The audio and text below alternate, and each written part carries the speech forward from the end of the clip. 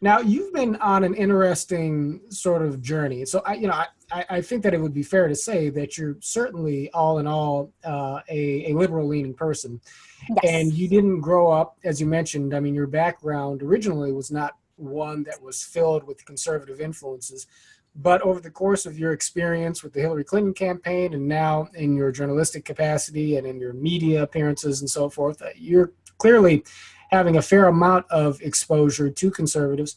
Um, what is it that is it something in your own particular disposition that you can point to that has made it a little bit easier for you to find a little bit of empathy with folks on the right side of the aisle? Because you clearly probably have some political disagreements, and for people on the right and the left, there's a difficulty when it Absolutely. comes to relating to the other side. Absolutely. Yeah. What's enabled you to be able to do that just Hmm. temperamentally, I guess?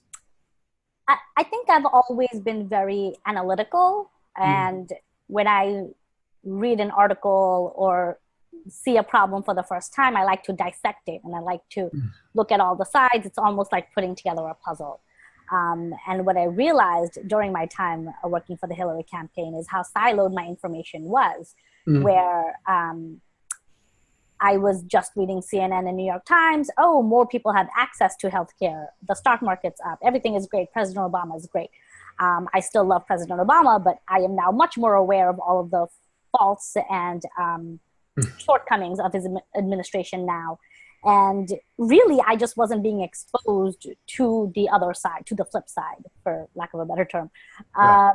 And so when I actually started to say, oh, maybe I should look into this, I found some really good ideas. And, fundamentally, right, after the Trump presidency was announced, I think a lot of people on the left, it was a coping mechanism almost. Oh, all of these people who voted for Trump are either explicitly or condoning racism, sexism, xenophobia, et cetera, et cetera, et cetera. And logically speaking, 63 million people in this country can't be those things.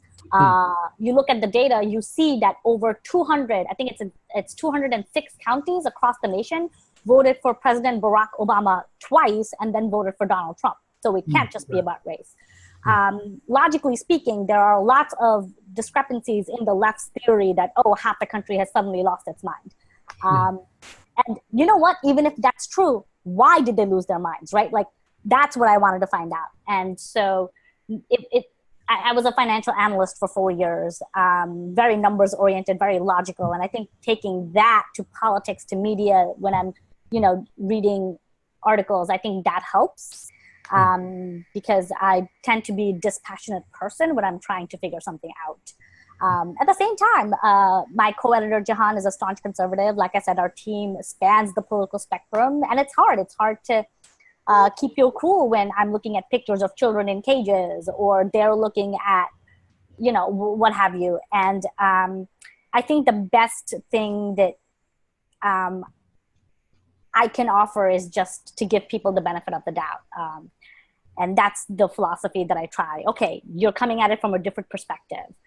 Maybe you said something that I find distasteful, but rather than just yell at you about it, I'm going to first find out where that comment came from, and then, oh, how can I dissect it? Why is it that I find it problematic and you don't? Maybe your perception of the word is different from mine, right?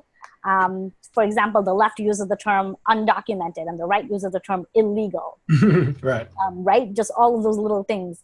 And it's been an amazing journey. Thankfully, Jahan, my co-editor, is significantly smarter than I am. I'm just a pretty face. Right. And It he's helps. incredibly patient. Yeah, he's incredibly patient in sort of explaining the conservative perspective. And I try to be patient with him in explaining the liberal perspective. And I think it's really about trust and giving people the space to be not PC, the space to say the wrong thing and not jump down their throat.